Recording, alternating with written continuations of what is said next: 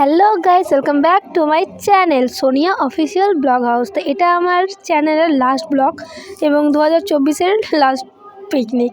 তো আজকে আমি আর আমার বোন যাচ্ছিলাম পিকনিকের জন্য। আমরা কোথায় গেলাম, পিকনিক আর কী করলাম পুরোটাই তোমরা দেখতে পাবে এই ব্লগে। তো আমরা যেখানে পিকনিক করতে এসেছিলাম সেটা হচ্ছে আমাদের গঙ্গারামপুরেরই একজন চেনা জানা দিদি, পার্লারের দিদি, তারই বাড়িতে এবং তাদের সঙ্গেই এক কথায় বলতে গেলে।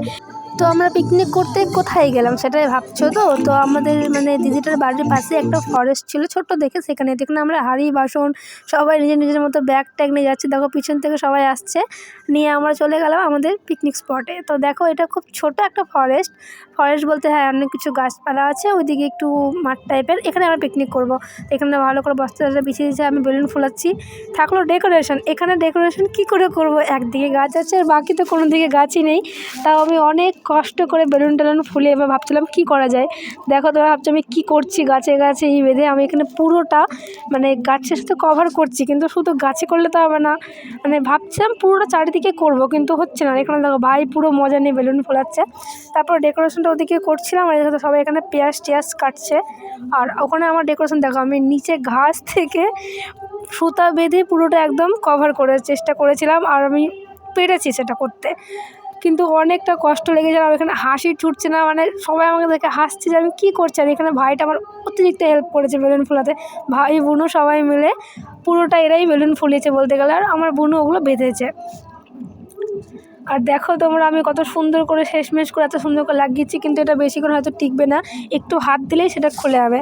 আর আমি সকাল থেকে ভিডিওটা পোস্ট করবো ভাবছি, কিন্তু পাশে সব জায়গায় কিনা পিকনিক হচ্ছে আর এতটা গান বাজছে, ভয়েস অ্যাড করতে পারছে না। এখনও তোমরা শুনতে পারবে হয়তো যে পাশে গান হচ্ছে। আর দেখো এখানে আমার বোনকে দিয়েছিল জল আনতে হাঁড়িতে করে, আর ও হাঁড়িতে করে জল এনে পুরো ড্রেস সব ভিজে একাকার। আর এটা হচ্ছে টিফিন, সবাই বাড়ি থেকে টিফিন নিয়ে এসে রান্না করে করে। আমরা এখানে এনেছিলাম মেথির পরাঠা আর হচ্ছে চাটনি, বাকি সবাই সব কিছু নিয়ে আসছিলো। এগুলো সব কিছু এখন ভাগ করে আমরা টিফিন করব, তারপরে আমরা রান্নাটা শুরু করব। তো এখানে অনেক কিছু ছিল, পোলাও, মিষ্টি, তরকারি, সব রকমের অনেক কিছু খাবার ছিল। তো এখানে দেখো আমি আমার টিফিনটা নিয়ে নিয়েছি, সবাই মিলে আমরা একসঙ্গে খাচ্ছি, খুব ভালো লাগছে। পিকনিক কিনা আমার অনেক ভালো লাগে। আর এদিকে আমার একটু প্রবলেম হচ্ছিলো, আমার গালে টনসিল হয়েছে, তো তার জন্য আমি কী বলবো আর অনেক আস্তে আস্তে খাচ্ছিলাম, আর আমার শরীরটা ঠিক ভালো ছিল না। তাও আমি পিকনিক করলাম সবার সাথে, একটু এনজয়। আর দেখো এখানে দিদি রান্না করছে। আর আজকে তোমাদের একটা কথা বলে দিই, পিকনিকের সমস্ত রান্না কিন্তু দিদিই করেছে, আর রান্নাগুলো খুবই টেস্টি হয়েছিল। তারপর দেখো এখানে রান্না হচ্ছে, আর এখানে বুনু পাঁপড় নিয়ে বসে আছে। আর রান্না করতে এখানে এতটা অসুবিধা হচ্ছিল, কারণ তোমাদের কী বলবো, একটুকু রোদ নেই, দেখো একটু রোদ বেরিয়েছিল, সেটা আবার চলে গেছে। পুরো দিকটা আমরা ব্যারিকেড করে দিয়েছিলাম টিন দিয়ে, আর যেখানে ফাঁকা ছিল সেখানে বুনুকে বসিয়ে দিয়েছি, তাও যাতে হাওয়া না লাগে। তোমাদেরকে বলে দিই আমাদের পিকনিকে কী কী রান্না হচ্ছে: ভাত, ডাল, টমেটোর চাটনি এবং চিকেন কষা। আর কিছু রান্না হচ্ছে না, আর কিছু না, এতটুকুটাই হয়েছে। হ্যাঁ, পাঁপড় ভাজা। বেশি কিছু রান্না করেনি, কারণ আমরা দেখলে তো প্রথমে কত কিছু আমরা টিফিনে খেয়ে নিয়েছিলাম। আর এখানে দেখো মাংসটাকে পুরো ভালো করে একদম সব কিছু দিয়ে মিক্স করা হচ্ছে। এখানে আলু ভেজে নিচ্ছে, আর এইদিকে মাংস পুরো লাল লাল, যত লঙ্কা পাশে দিয়ে যাচ্ছে, লঙ্কা। তাও কিনা কী বলবো, মাংসটা একটু ঝাল কমই হয়েছিল শেষমেশে। তারপর আমরা আবার থেকে লঙ্কা দিয়েছিলাম। এখানে দেখো পুরো লঙ্কায় মাংস একদম থকথকা লাল করে রেখেছি। আর এখানে দুটো দিদি মিলে রান্না করছে। আর আমি প্রথমে বললাম পুরো রান্নাটা কিন্তু দিদি করেছিল, সবাই হেল্প করেছিল, কিন্তু রান্নাটা দিদি করেছিল। হেল্প যতই করুক, রান্নাটা যে করে সেটাই কিন্তু মেন। আর দিদি খুব টেস্টি রান্না করেছিল, আমার খুব ভালো লেগেছিলো দিদিদের সঙ্গে পিকনিক করে, আর আমি অনেক হ্যাপিও ছিলাম। তারপর দেখো এখানে আমাদের মাংসটা প্রায় হয়ে যাচ্ছে। আর এই যে দুর্ঘটনা ঘাটি, বলেছিলাম না যে ওটা বেশিক্ষণ টিকবে না। আর এই দিদিটা ওখানে গিয়ে পাশ থেকে গিয়েছে বেলুন খুলতে, আর এটা আমার খুলে দিয়েছে। ঘাস দেখো, ঘাস সুদ্ধা উঠে গেছে। কত কষ্ট করে আমি সাজিয়েছিলাম, কিন্তু আর শেষমেশ হলো না।